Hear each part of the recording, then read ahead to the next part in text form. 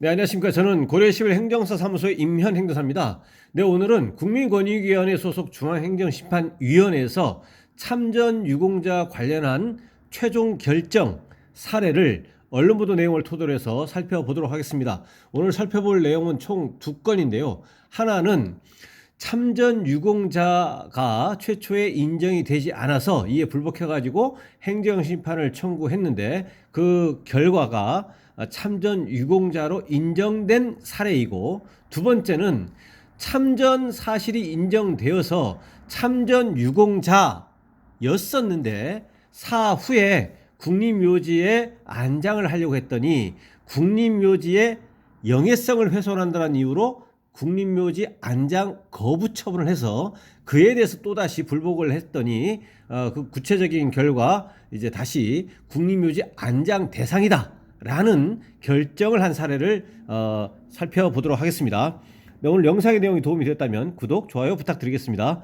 그리고 이 영상의 끝부분에는 관련 영상이 연결되어 있으므로 필요시에는 참고하시기 바랍니다.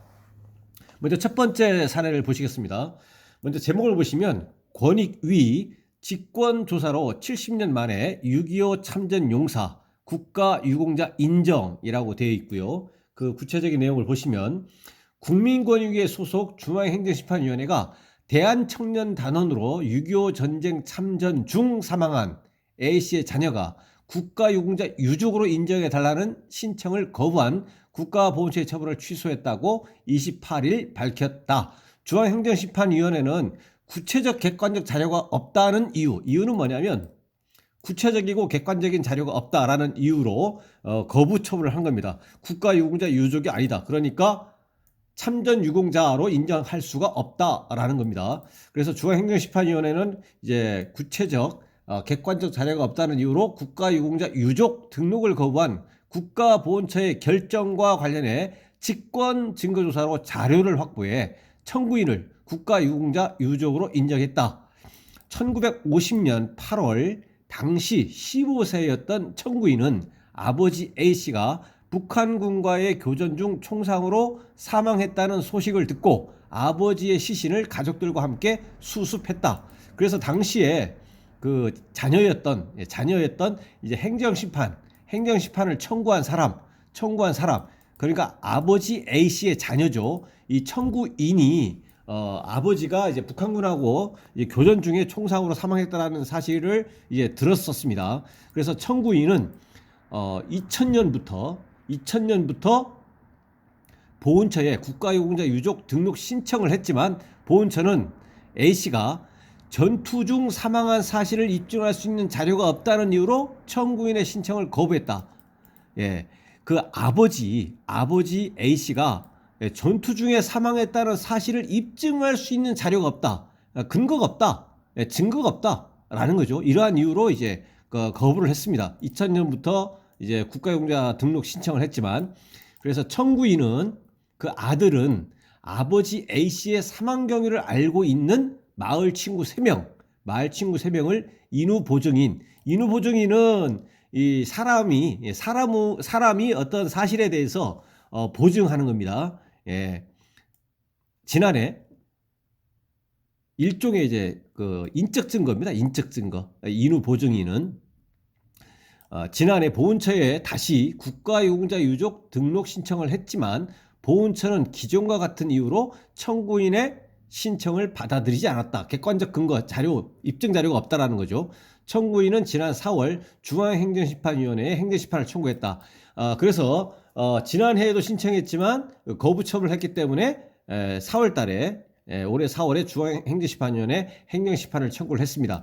그래서 2000년부터 유족 등록 신청을 했는데 거부 처분을 했고, 또다시 지난해 신청을 했는데 이번에도 거부가 됐습니다. 여기서의 쟁점은 국가유공자 등록 신청하는 것은 횟수에 제한이 없습니다. 언제든지 할 수가 있겠다. 그래서 2000년부터 계속 신청을 했는데 거부가 되었고, 그리고 작년에도 신청했지만 거부가 됐지만, 그때는 올해 그 거부 처분에 대해서 올해 행정심판위원회 행정심판을 청구를 했다는 얘기입니다. 그랬더니 행정심판위원회에서 어떻게 했느냐, 그 아버지 A씨의 그 재적 등본을 확인해서 A씨의 그 사망 날짜하고 장소, 일시 장소를 이제 그 특정했고, 다음에 참전 사실 확인서와 순국 반공 청년 운동 유공자 표창 수여 증명서를 근거로 해서 A씨가 한국 전쟁에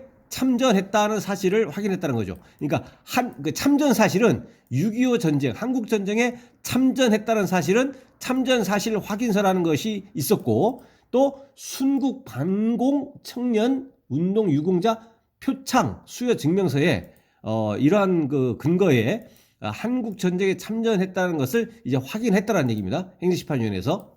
그러면은 이제 사망을 했기 때문에 6.25 전쟁에서 이제 교전을 하던 중에 전투 중에 사망했다는 사실이 입증이 돼야 될 건데, 여기서는 이제 참전했다는 사실은 인정이 됐고, 또한 중앙행정심판위원회는 직권 증거 조사권을 발동해서 A씨가 북한군과의 교전 중 사망했다고 진술한 인후 보증인 3명, 여기서 마을 친구 3명이 있었는데 그 마을 친구 3명이 인후 보증을 했습니다. 그 당시에 구체적인 내용에 이렇게 해서 몇 년, 몇 월 며칠 어디 장소에서 북한군과 어떤 그 상황에서 전투를 했고, 그러던 중에 어떻게 해가지고 사망을 한 것을 내가 목격했다, 뭐 이런 거죠. 이런 내용의 이제 인후 보증을 했다는 얘기입니다. 그 마을 친구 3명이. 그래서 그 중앙행정심판위원회에서는 그렇게 진술한 인후 보증인 3명하고 대면 조사를 실시했습니다. 대면 조사를 실시해서 직접 들은 거죠. 어떻게 된 거냐? 경위가 그 인후 보증한 그 사실, 보증하는 사실의 그 신빙성에 대해서 판단도 하고 구체적인 경위에 대해서 이제 들어봤다는 얘기입니다. 그러면 얘기를 할 거란 얘기죠. 인후 보증인 이 3명은.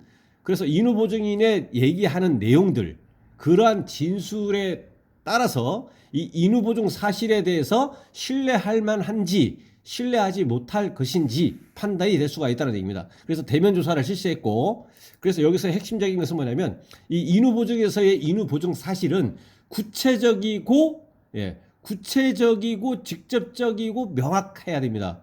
그렇지 않으면 인정받기는 어렵습니다. 그래서 대면 조사를 실시했는데 그 각 진술이 직접적이다라는 겁니다. 이 직접적이다라는 것은 뭐냐면, 내가 당시에 전투를 하면서 봤더니 이 A씨가 북한군과 이렇게 뭐 싸우고 있었고, 그래서 탈에 맞아서 사망했다는 것을 내가 봤다, 이러한 것이지, 내가 들어보니 누구가 이렇게 사망한 것을 뭐 홍길동이가 이제 봤다고 나는 홍길동으로부터 들었다, 전해 들었다 하고는 다르다는 얘기입니다.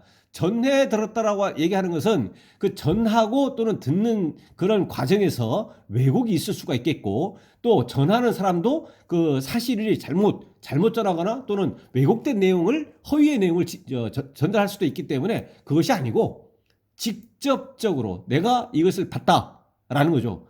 그런데 이 보거나 들은 그 내용이 너무 그 두리뭉실 안 된다는 얘기죠. 명확해야 된다는 얘기죠.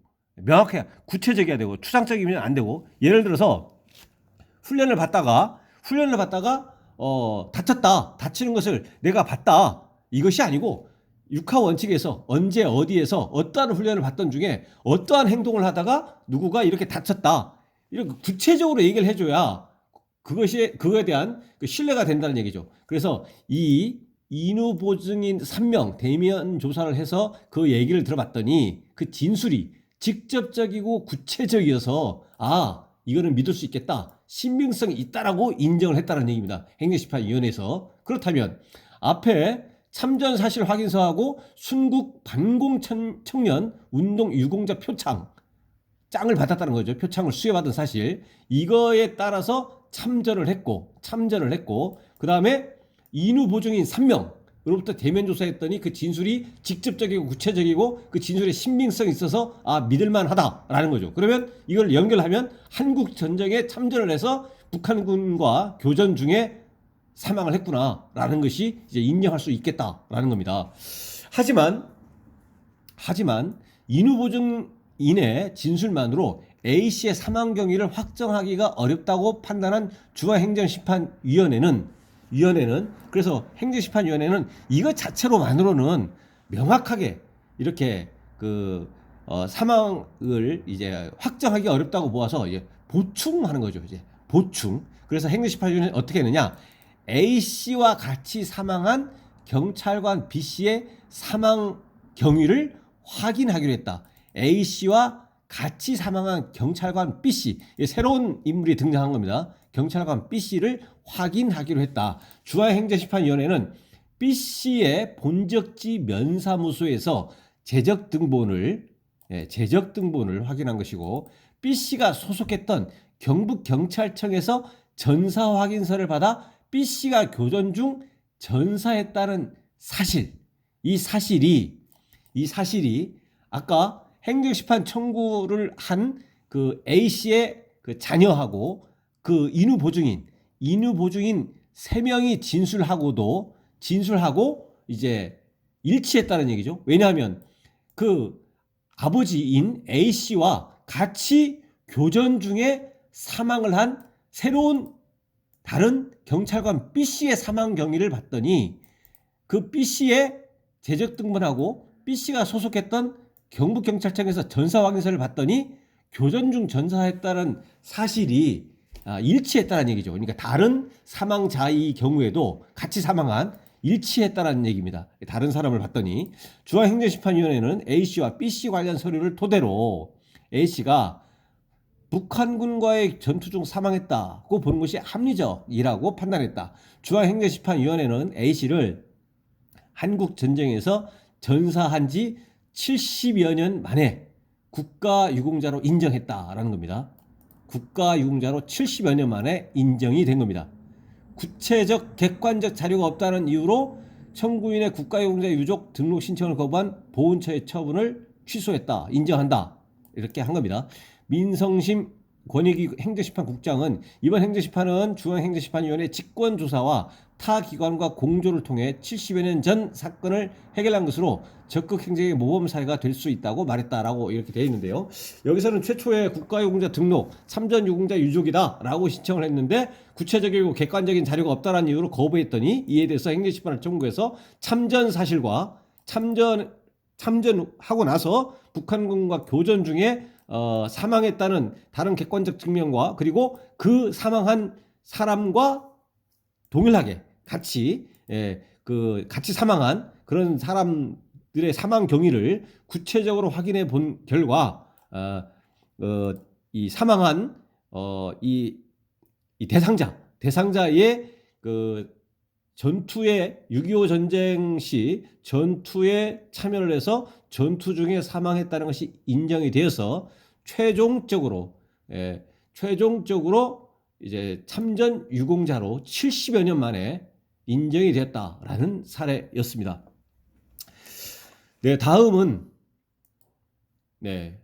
다음 두 번째를 이제 살펴보실 건데요.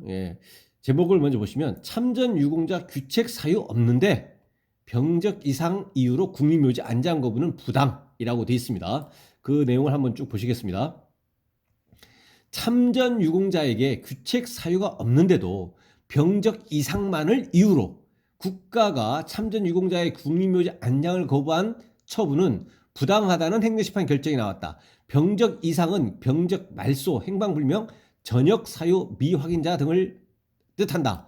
참전 유공자가 이제 사망을 해서 국립묘지 안장을 이제 하려고 신청을 했더니 이에 대해서 거부를 했는데 그 이유는 병적이 이상하다. 병적이 말소됐거나 행방불명이 됐거나 전역 사유가 확인되지 않는다. 뭐 이런 이유로 이제 거부를 했다는 얘기입니다. 그에 대한 이제 판단입니다. 국민권익위원회 소속 행정심판위원회는 6.25 전쟁 참전 유공자 A씨의 아들인 B씨가 국립묘지 안장 거부 처분을 취소해달라며 호국원장을 상대로 낸 행정심판 사건에서 B씨의 손을 들어줬다고 27일 밝혔다. 결론적으로 이제 안장을 거부한 것은 위법 또는 부당하다라고 이렇게 결정을 한 겁니다. 그 사실관계를 좀 보시겠습니다. B씨는 아버지 A씨가 세상을 떠나자 아버지를 국립묘지에 안장해달라고 호국원에 신청을 했습니다. 국립묘지 안장 신청을 했더니 하지만 호국원이 6.25 전쟁 중에 A씨의 부대에 복귀하지 않았다. 그리고 전역 사유 미확인, 전역 사유가 확인되지 않는다 등 병적이 이상하다. 병적 이상을 이유로 국립묘지의 영예성을 훼손하는 사람에 해당한다며 안장을 거부하자 B씨가 아들이 이에 불복해가지고 행정심판을 청구한 겁니다. 행정심판을. 그래서 이제 국립묘지 안장 거부 처분은 위법 또는 부당하다. 취소해달라라고 이렇게 행정심판을 청구를 이제 한 겁니다.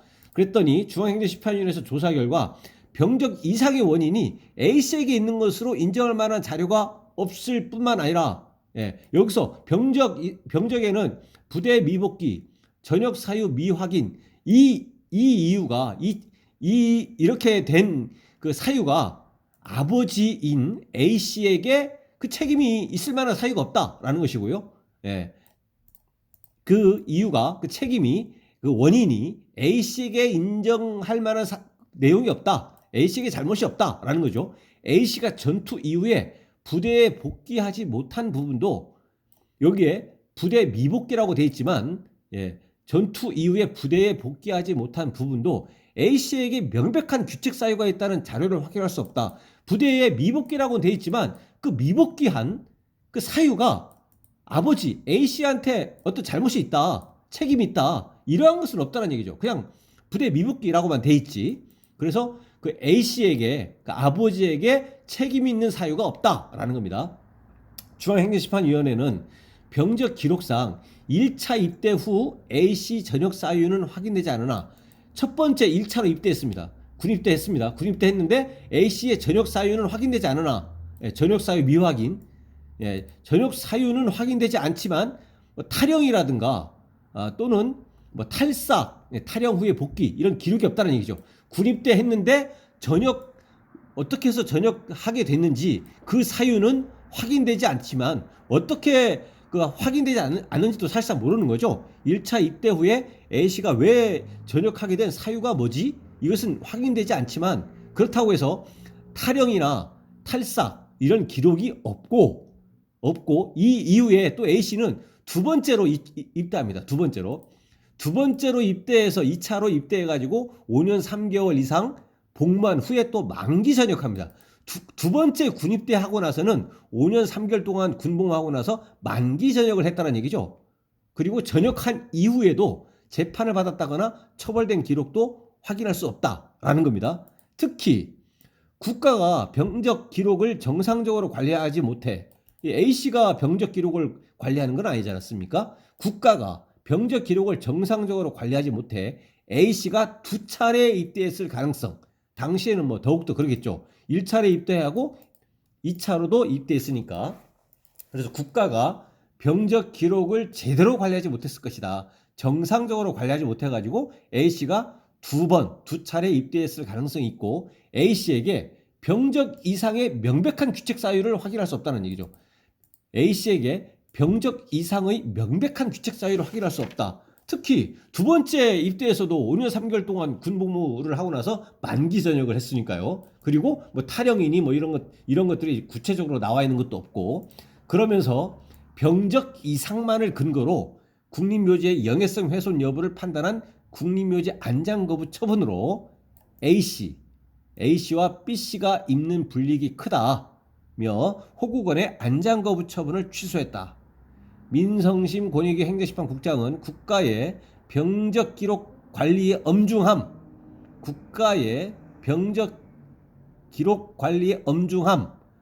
다시 확인한 사례라며 앞으로도 처분의 위법성뿐만 아니라 부당성을 적극 판단해 국민권익 증진에 힘쓰겠다라고 되어 있습니다.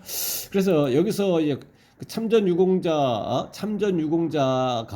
이제 국립묘지 안장 신청한 거에 대해서 이제 거부를 했더니 그 자녀가 이에 불복해서 행정심판을 청구를 이제 한 결과 여기서 국가가 병적 관리가 정상적으로 제대로 이루어지지 않은 것을 이 당사자한테 그 책임을 전가하는 형식으로 해서 거부한 것은 부당하다라는 취지로 해서 이 당사자는 이제 국립묘지 안장 대상이 된다라는 행정심판 최종 결정에 대해서 살펴봤습니다. 네, 오늘 영상의 내용에 질문 있으시면 댓글 남겨주시고 그러면 대댓글이나 별도의 영상으로 답변 드리겠습니다. 네, 오늘 영상의 내용이 도움이 되었다면 구독, 좋아요 부탁드리겠습니다. 감사합니다.